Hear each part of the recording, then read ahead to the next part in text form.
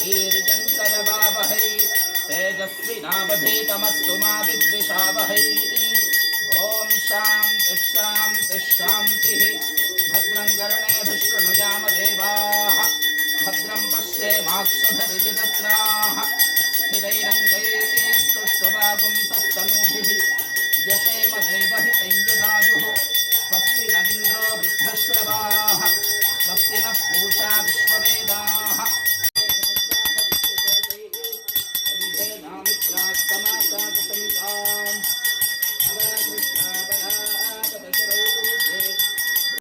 रुद्राज देवाय नमः